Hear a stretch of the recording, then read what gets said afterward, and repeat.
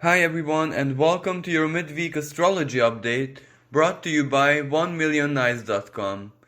Today we have a very active but tensioned sky where the predominant celestial conversations are those of squares, and the key power player holding these conversations is none other than Mercury, the planet of the mind, of rationality, of communication, and basically a planet which is responsible with how, in which direction, and the speed with which the energies of all kinds flow and direct themselves to. So basically, communication, speech, writing is information, so that is already an energy. But at the same time, the cerebral processes in our brain are equally energy. Basically, they are electromagnetic energy running through our neurons. So we can see why Mercury influences all of these things so very profoundly. May it be the electrical current running in our devices, may it be the algorithm running in the software, and of course the electromagnetic and chemical processes which take place in our brain and, important centers of our vital functions and every single activity that we perform as human beings. Now, why am I highlighting all of these qualities of Mercury? Well, it is because today Mercury is in stationary direct position, which means that it's standing still in the sky, and whenever a planet stands still in the sky, its symbolism is greatly amplified, and usually the shadowy aspect of that energy is highlighted, which in Mercury's case is an urgent necessity to go back and reanalyze, rethink, reevaluate, or maybe redo everything that has to do with the sign of Libra. So basically it is communication, it is one-on-one relationship, contracts, but of course how we feel about other people, how we feel about the relationship between us and society in general. And on the world stage, naturally, this represents diplomacy, diplomatic leaders, contracts between countries, nations, agreements, treaties, etc. And of course, it can also represent legislation. So all of these things, regardless if we take it personally in our lives or on the world stage, might suffer significant blockages today and in the following days. There can be misunderstandings, miscommunication. It can also represent like an error in software, glitches, bugs, computers and devices freezing, having a mind of their own.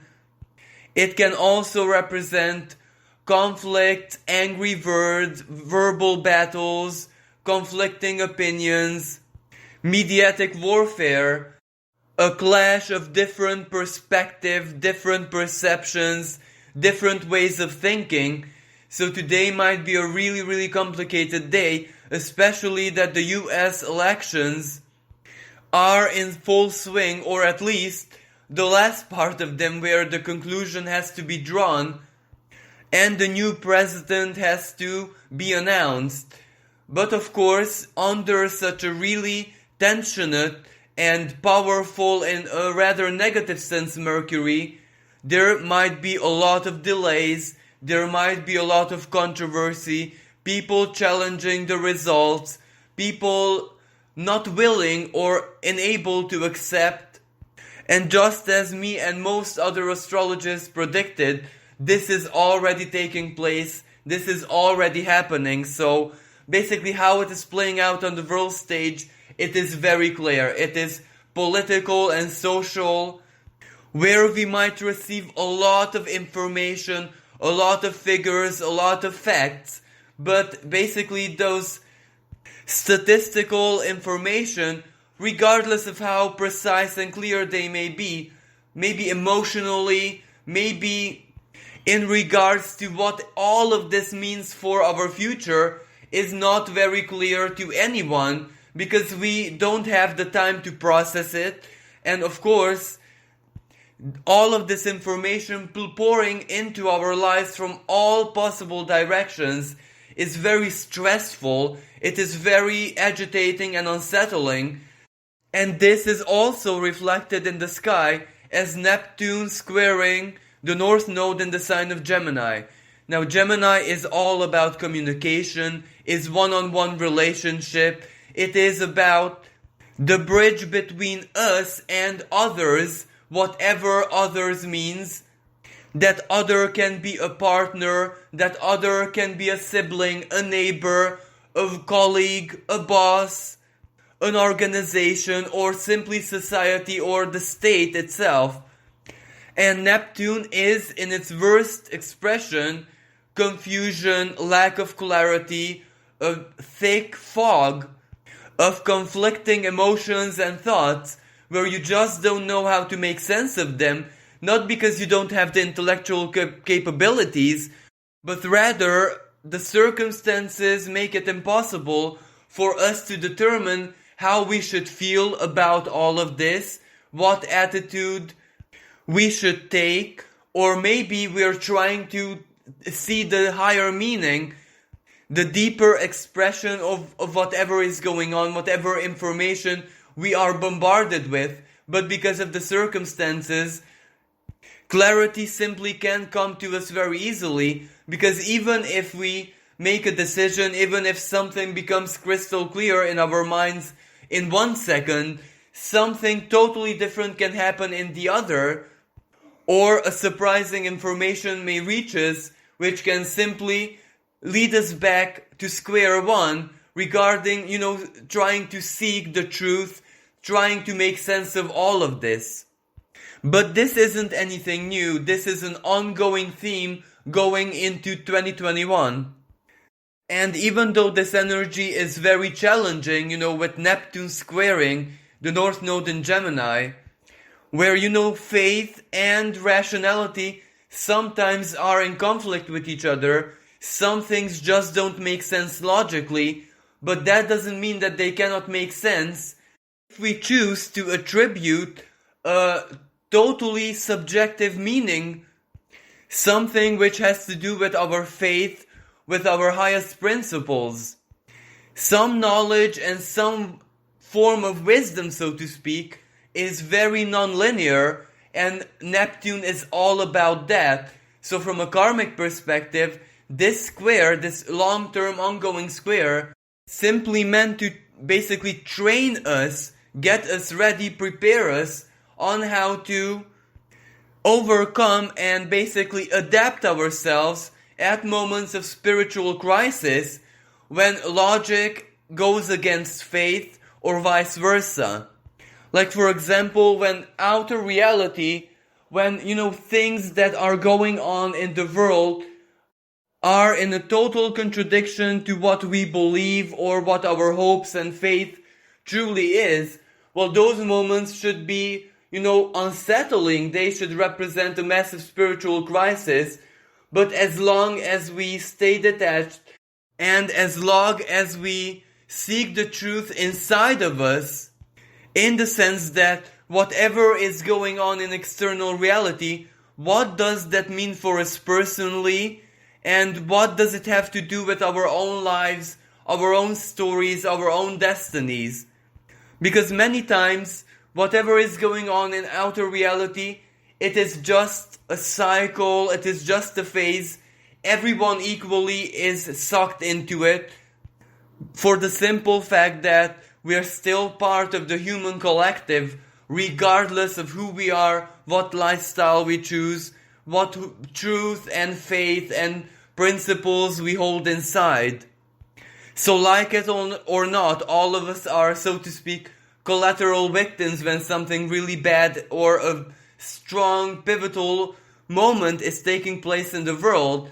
But ultimately, if being deeply immersed into it and doing something very important or relevant in correlation to whatever is happening in the world, now if none of that is really part of who you are and your story and why you came here, well then all you have to do is embody the position of the observer, witness everything that is going on, perceive it through your own unique way of perception, and of course then draw conclusions, draw important life lessons and wisdom from it, but in a way that you don't get immersed into it more than you should do. One might argue that, of course, the global situation affects all of our material and physical and even social and psychological well-beings. Well, that is absolutely true, but then again, everything does. Everything that is ever going on in the world, one way or another, does that.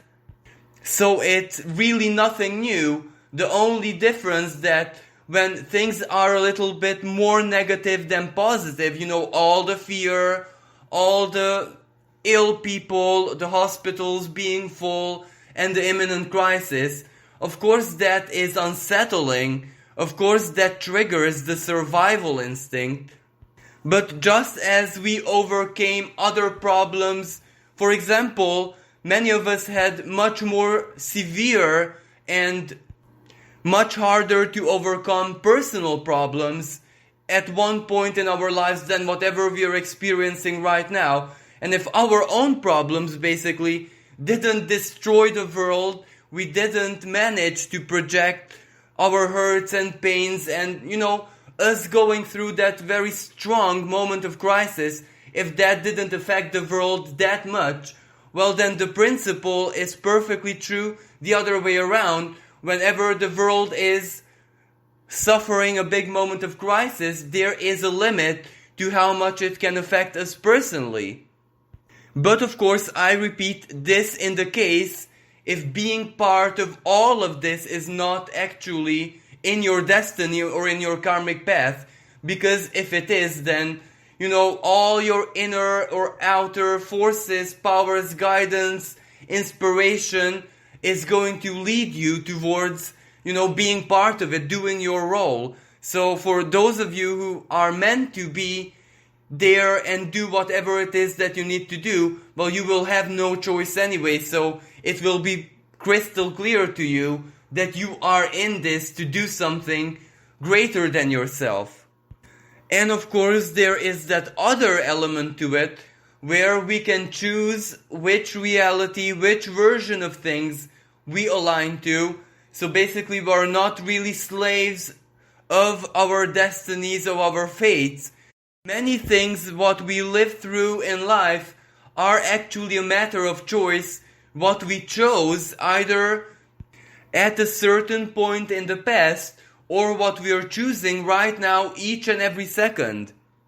So basically, if we focus on recovery, on resilience, on being self-sufficient in every perspective, emotionally, psychologically, materially, if we choose to see the bright side of things, if we choose to be hopeful, if we choose to embody all the wisdom passed down to us by our grandparents and great-grandparents, a generation who also suffered a great deal of losses and moments of crisis in their lives, well, then we are basically consolidating what we are focusing upon, and we are very likely to experience in the future, and even in the close future, that on which we concentrate all our internal, emotional, and spiritual energies towards. Of course, this doesn't mean to be obsessively positive or to blind ourselves in ignorance that nothing is happening out there and it's a perfect world. No, absolutely not. It is just a choice that we choose to be hopeful and stay strong regardless of what happens. Hope and, what emotions we choose to embody and feel and process is an option, is a choice that no one, not even the highest divine forces, can actually or want to take away from us. It is something that we individually have to choose, and if that choice is done consciously, being very aware that it matters a lot, especially in this day and age when we know full well, in the most profound scientific sense even, that the universe is of quantum nature, and mind over matter is a principle which couldn't have ever been more true in any other moments of humankind's collective evolution. And with the great conjunction, the meeting of Saturn and Jupiter in 0 degrees of Aquarius on the 21st of December 2020, well, this is what the future is all about. Even quite literally, because if we take a look at the internet, digitalization, we are already living in the age of information, a digital age basically, and that is nothing else than thought. That is nothing else than a product of our minds and our intelligence. So if that doesn't prove that mind is truly over matter, then what does? And of course, as we progress into the heart of the year 2021, so to speak, we are going to have two very powerful aspects of tension, where Saturn, the ancient ruler of Aquarius, is going to be squaring Uranus, the modern ruler of Aquarius. So basically that means that we are quantum leaping into the future, like it or not, and that is where our mentality, our ways of thinking, and most importantly, our higher but also lower, the practical thought processes are going to determine how we live life each and every single day. So this is what the ongoing square between Neptune and the nodes of the moon represents on the longer term. It prepares us how to embody that exalted North Node in Gemini in the most healthy and useful sense possible, when we take control of our thoughts, of the chitter chatter in our minds, in the lower mind especially, and of course whatever we are thinking about each second of our lives, because where our thoughts go, where our energy and focus goes, that is what's ultimately going to manifest. And if we happen to go through moments of confusion, moments when clarity isn't something we can take for granted, well, it shouldn't be any problem whatsoever, because basically reality and what truth and objective reality actually means changes all the time, because the universe isn't static. There isn't only one version of the truth, and of course the very nature of reality makes it impossible to be perceived purely objectively. Even if we would have all the technology in the world, even if our devices could measure things 100% precisely, still everything depends on our perception, and as long as we perceive something, it's already subjective. And there is absolutely nothing that we can do about this. There is no calculation, there is no formula, there is no device which can take away the subjectivity 100%. And if this principle is true in measurable actual science, well then imagine the spiritual or the metaphysical connotations of this. Yes, of course, this has been a principle which of course the ancient cultures, the ancient sources of our spirituality have always known and worked with, but the difference is that right now we are able to understand it in a very rational, scientific, measurable way, so it's more true than it ever was. So the big conclusion here is, it's okay not to hold the absolute truth, it's okay to have moments of doubt, it's okay to have moments of confusion, even when you simply cannot tell if you're on the right path, if you're on the unfavorable path, what the best choice would be for you personally, or what would be truly unwise for you to do. It's perfectly natural to have moments such as this one, and being frustrated, stressing yourself out, overthinking, and just allowing chaos to set into your mind is not going to solve anything. It is not going to push you into the direction of clarity, but rather quite the opposite. It's going to anchor you in chaos. So basically, whenever we have such moments where we cannot tell what truth and deception, or truth and half-truth, conspiracy or fact means for us personally, it's okay just to wait it out. It's okay not to hold the answers. It's okay not to obsessively focus on digging up all possible versions and scenarios to finally hold a conclusion. And even if this energy affects us emotionally, where Mercury in the sign of Libra can be about love, partnerships, marriage, contracts, even work relations, business relations, associations, even if this might translate for us personally as, doubt and mistrust and not being able to believe the promises of a person or that they are going to perform what they committed to, it is still a much better idea and solution just to withdraw ourselves and try not to focus on any of this obsessively, but rather allow time to deliver its natural answers, the natural resolution of things. Even if we might have waited years to figure stuff out, regardless if it's something that has to do with our own emotions, our own thoughts and feelings, or if it has to do with other people, or work, or career, or what we should do in the future, etc., it's absolutely fine. Some things actually do need a lot of time to mature, or for us to enter into a version of reality where those answers can be uncovered. So there is no rush. And there is also a matter of divine timing here.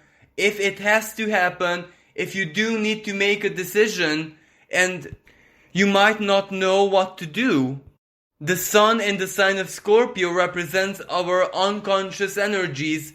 It represents our instincts, and very many times in life, the best decisions are made out of instinct. Whatever you feel very strongly in that present moment is the truth or the right version for you, but the condition is that you need to allow your instincts, you need to allow that gut feeling to steer you.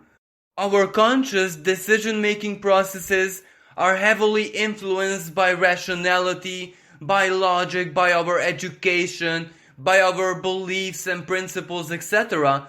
And when those simply don't hold the answer to whatever we have to do, then our instincts will definitely hold an answer, because the instinct is the animal part of us. It is our reptilian brain, so to speak, and that will always choose survival.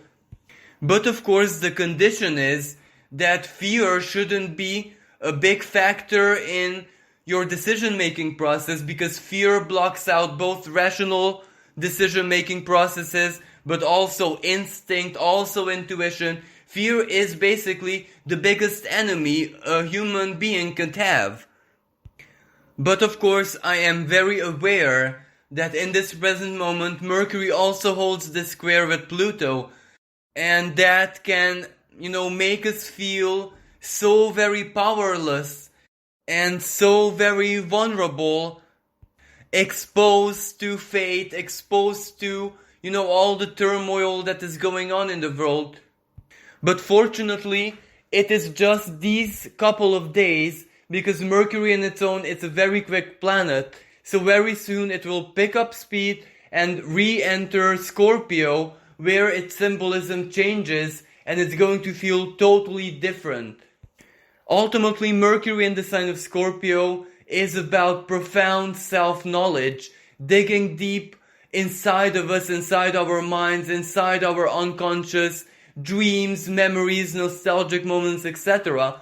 So whenever we need a greater sense of clarity, that is the very best energy we could possibly embody, even though even that expression of Mercury is going to be rather uncomfortable because it will oppose Uranus, the planet of shocks and surprises.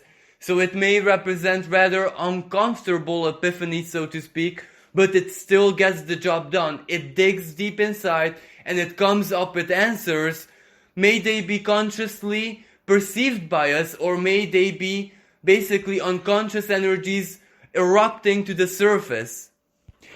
So if you happen to go through a really hard and tough period right now in this present moment and in the next couple of days, remember that detaching yourself, silencing your mind, thinking happier thoughts, or basically with the Sun in Scorpio, going back whenever your life was very happy, moments of nostalgia, maybe events, positive, uplifting, playful, happy events from your childhood, or maybe listening to music, doing artistic activities, escapism in the sense maybe reading a very good book, watching movies, computer games, even daydreaming can be a solution to just silence the mind and allow it to shift frequencies, allow it to shift out of fear, and naturally self-love, self-care, pampering yourself, being kind to yourself, being understanding